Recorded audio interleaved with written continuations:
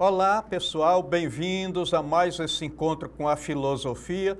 Sou o professor Isaías e hoje nós vamos tratar de um assunto ligado à questão da política moderna, da política do iluminismo.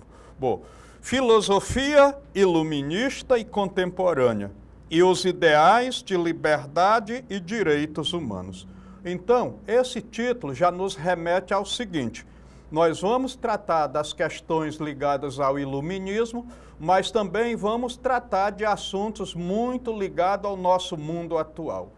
Então, para começar, eu coloco o seguinte: o iluminismo é um movimento intelectual do século XVIII que promoveu ideais de liberdade e direitos humanos, que influenciaram e influenciam profundamente até os nossos dias o pensamento em geral, ou seja, o pensamento contemporâneo. Então aí nós já temos algumas figuras importantes, como Jean d'Alembert, Denis Diderot, Adam Smith, Montesquieu, Rousseau e Voltaire. Então, esses nomes são importantes, mas não são os únicos dessa fase, desse momento do pensamento, desse momento da história política e do momento dos direitos. Bom, então, nós temos aí uma imagem da Declaração Universal dos Direitos Humanos, né? Normalmente uma das versões, né, apresentadas aí pelas editoras. Então, os filósofos iluministas defenderam a razão, a igualdade perante a lei e a liberdade individual, incluindo a liberdade de expressão e religiosa, como direitos naturais e fundamentais. Então, hoje, nós partimos daquele princípio de que o Estado é laico, e isso é verdade, mas o povo não é. Então, o povo precisa ter o direito de escolher acreditar ou não acreditar, de ser ateu ou de escolher uma religião.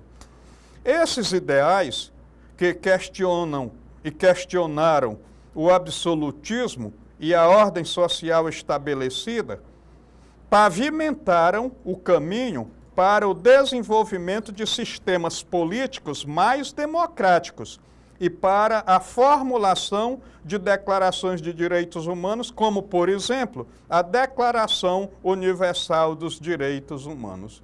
Então é fundamental, porque num primeiro instante nós vamos ter a igualdade de direito e posteriormente nós vamos também lutar pelos direitos sociais. Agora, o iluminismo e os direitos humanos, como é que podemos tratar disso? Primeiro, vamos levar em conta a questão da racionalidade e progresso. O iluminismo valorizou a razão como ferramenta para a compreensão do mundo e para a transformação da sociedade.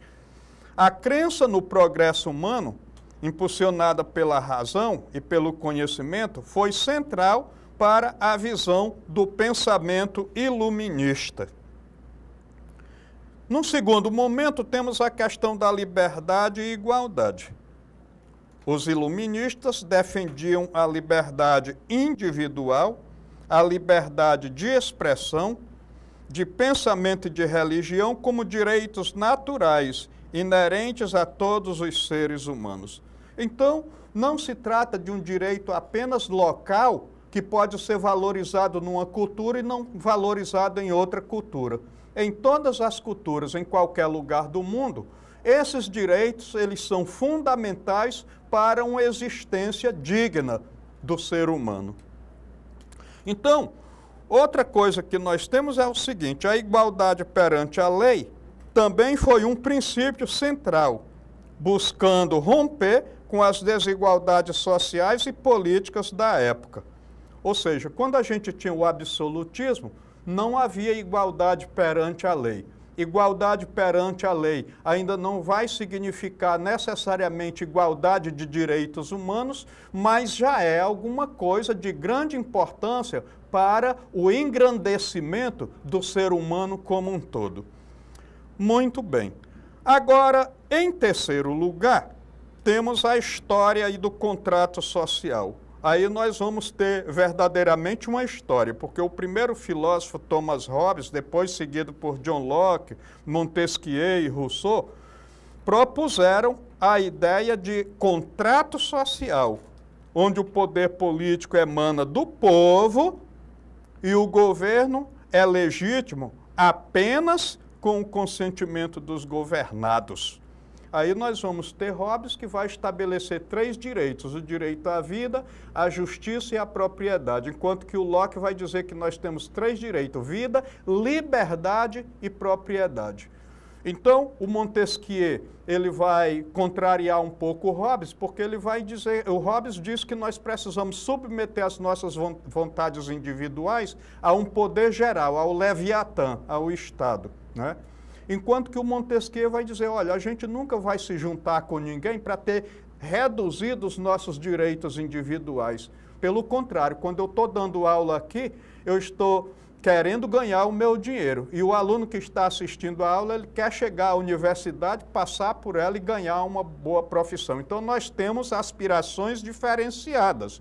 Mas eu contribuo para você chegar onde você quer e você contribui para que eu possa chegar aonde eu quero. Então, esse é o pensamento de um Montesquieu. E o Rousseau, ele vai dizer justamente que nós precisamos ter uma sociedade equilibrada.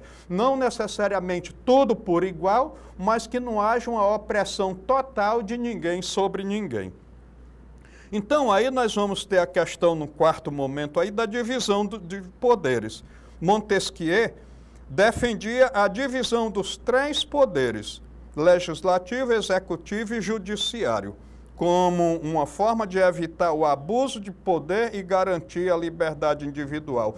Particularmente, eu acho que esse modelo já fracassou. Hoje nós temos um 4º poder, que é o poder midiático.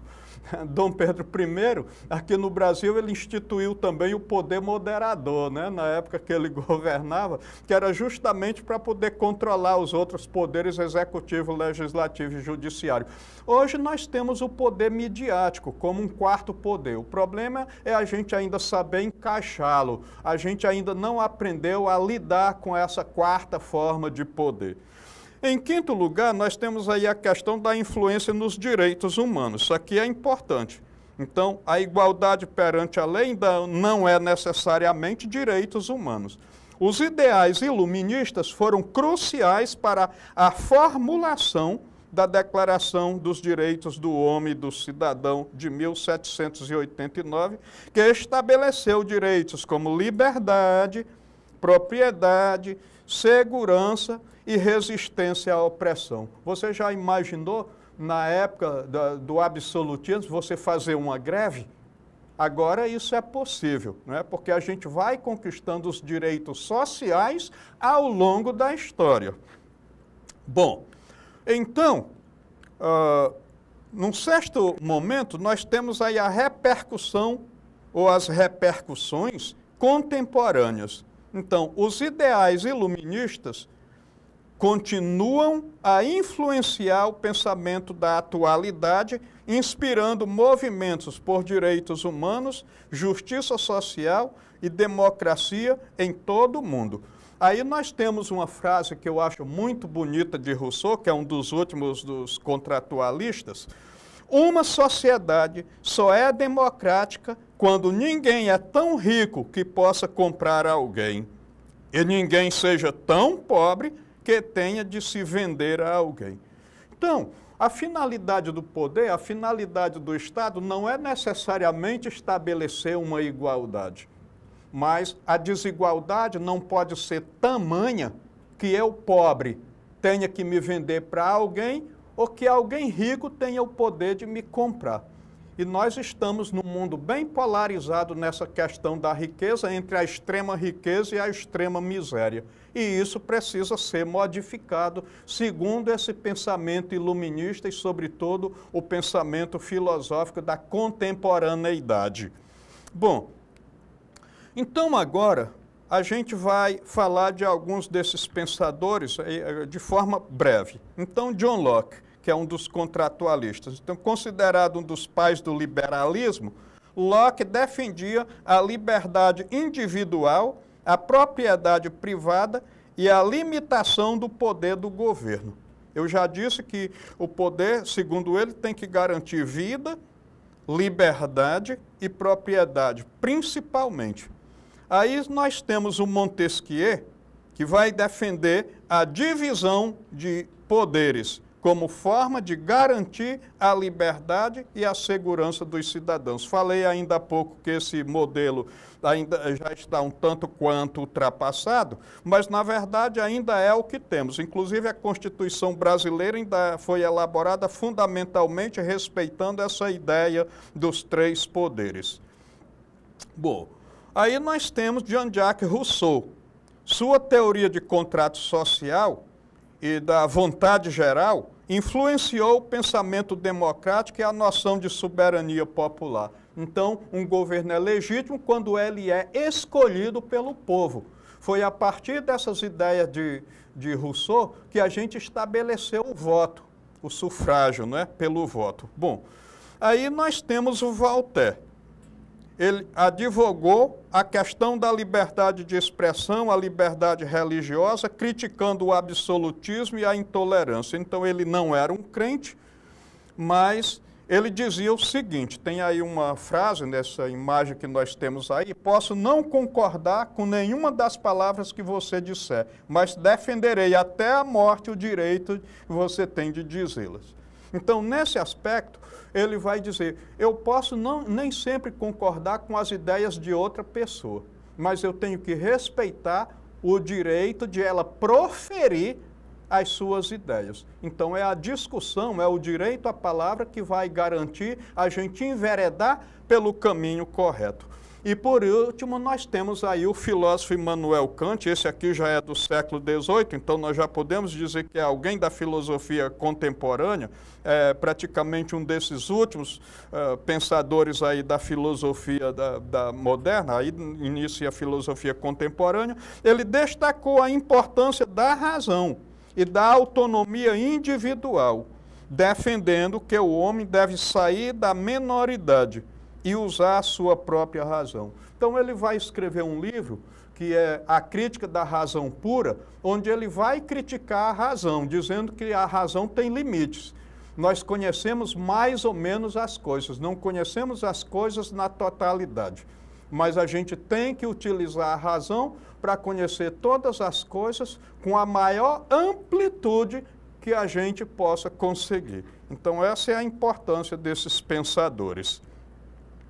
Bom, agora o iluminismo e a filosofia contemporânea. Então nós vamos dizer aqui duas coisinhas principalmente, embora tenha outras coisas que possam ser ditas. Bom, a filosofia iluminista lançou as bases para a noção moderna de direitos humanos, reconhecendo a dignidade e a igualdade de todos os seres humanos. Porque, ora, de um lado, reconhecer a igualdade é muito bom, é vantajoso. Agora, na hora de colocar essa igualdade em prática, tem que funcionar a questão da equidade também. Em segundo momento, a questão da democracia. Os ideais iluministas de liberdade, igualdade, soberania popular contribuíram para o desenvolvimento de sistemas democráticos e republicanos. Esses que nós tentamos colocar em prática na atualidade. Muito bem. Uma terceira coisinha, já que eu disse que a gente não pode ficar em apenas duas, então, Estado laico. A defesa da liberdade religiosa e a crítica ao poder da Igreja influenciaram a separação entre Igreja e Estado, promovendo a ideia de um Estado laico. Então, Denis Diderot foi um dos primeiros que contrariou essa ideia de clero e também de nobreza, com aquela frase terrível, né?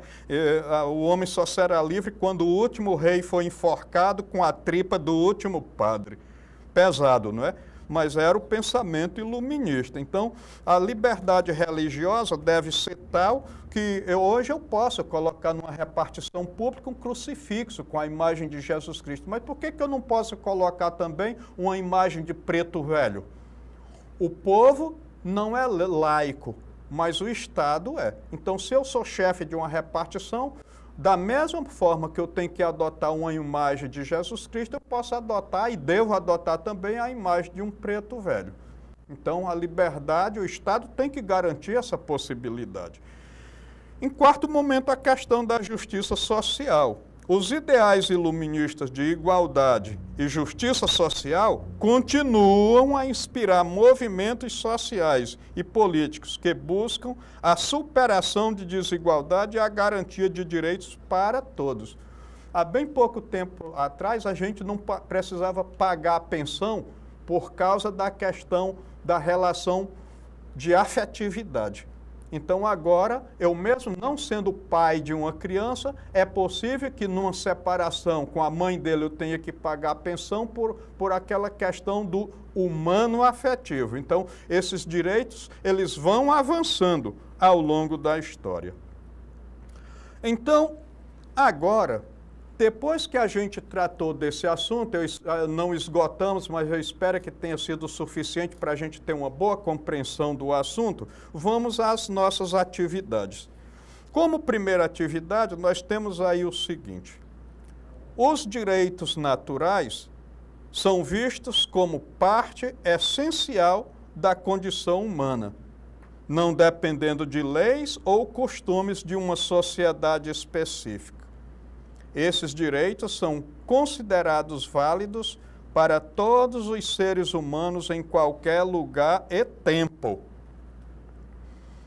O conceito de direitos naturais, defendido pelos iluministas, refere-se a: letra A, direitos concedidos pela monarquia a cidadãos que se destacam em promover os direitos sociais. Será que isso aqui não está ligado ainda aí à questão do absolutismo, por exemplo? Letra B, direitos inerentes à natureza humana, independentemente de leis ou governos. Letra C, direitos adquiridos através da riqueza, do poder e da fama, ou seja, né, o direito adquirido através do prestígio. Então é isso, é a questão da meritocracia. Direitos restritos à nobreza e ao clero. Esse direito, na verdade, que foi combatido aí pelos iluministas. Bom, e letra E, direitos concedidos pela Igreja aos que se convertem ao cristianismo. Será que já dá para a gente ter uma ideia de qual seja a resposta mais adequada a essa questão? Vamos em frente. Então, temos aí a letra B, direitos inerentes à natureza humana, independentemente de leis ou governos. Então, o direito à vida, o direito à liberdade, o direito a ter preservado a sua integridade física, o direito de ser preservado a sua integridade moral, isso aqui não depende de cultura, nem de lei, nem de nada. Isso aqui tem que ser universal, independentemente do direito que esteja por escrito ou não. O direito escrito, o direito positivo, não é? Então, agora vamos à segunda questão. Direitos humanos são aqueles direitos básicos e inalienáveis que todos os seres humanos possuem, independentemente da raça, sexo, nacionalidade, etnia, religião ou qualquer outra condição. A Declaração Universal dos Direitos Humanos, adotada pela ONU em 1948, pode ser considerada uma expressão contemporânea dos ideais iluministas, porque, letra A, ignora a importância da razão e do indivíduo. Letra B, restringe a liberdade de expressão e pensamento. Letra C, afirma a igualdade e a dignidade de todos os seres humanos. Letra D, defende o poder absoluto do Estado sobre os indivíduos ou grupos. E letra E, elitiza o acesso à educação e à cultura. Então, qual será a resposta? Já dá para ter uma ideia? Então vamos a ela. Letra C, afirma a igualdade e a dignidade de todos os seres humanos. Então, para concluir a nossa aula de hoje, vamos dizer o seguinte: a filosofia iluminista transformou o cenário intelectual e político da Europa no século XVIII, mas também deixou um legado duradouro, cujos ideais de liberdade e direitos humanos continuam a moldar o mundo contemporâneo. Já a filosofia contemporânea, em diálogo com as experiências históricas e desafios atuais, continua a refletir sobre a liberdade e os direitos humanos, buscando novas abordagens em um mundo complexo e desigual. E, finalmente, enquanto o iluminismo estabeleceu as bases para a defesa da liberdade dos direitos humanos como direitos naturais, a filosofia contemporânea busca ampliar e aprofundar essa discussão, considerando as complexidades do mundo atual e as necessidades de garantir a efetivação desses direitos para todos. Então, essa foi a nossa aula de hoje. Eu espero que vocês tenham gostado. Voltem à plataforma para reacessar esse conteúdo. Muito obrigado pela oportunidade e até o nosso próximo encontro.